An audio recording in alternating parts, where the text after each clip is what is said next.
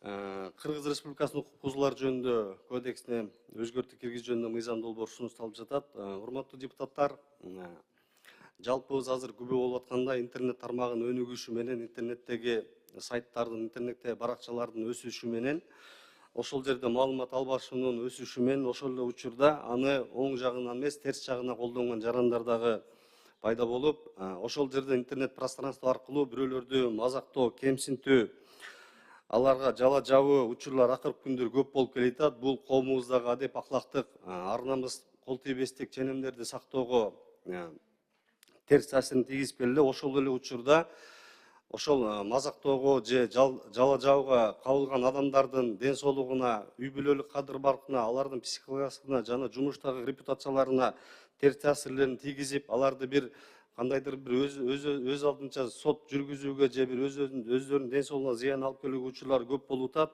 Ал эми ошол сөздү же бир мазактоону жүргүзгөндөргө мыйзамдардын көп маанилүүлүгүнөн аларды жаза чарага кароо мүмкүнчүлүгү мындай алсыз болуп келгендиктен ошол укук бузуулар жөнүндө кодексине киргизип атат. Андан сырткары дагы бизнес чөйрөсүндө дагы айрыкча мына акыркы күндөр социалдык тармактарды колдонуп, бирөөлөрдү бир жамандап коюп, башка кылуу менен бир чоң кедерги киргизип атат. Биздин конституцияда деле адамдын абийири жана ар намысы, кол тийгизтик бул биринчи кезекте болуш керек. Ошондуктан бул жерге 107.1 деген укук бузуу кодексине киргизип атабыз. Ошол жалпыга маалыматтоо каражаттарынын интернет тармагында, сайтта же интернет тармагынын баракчаларында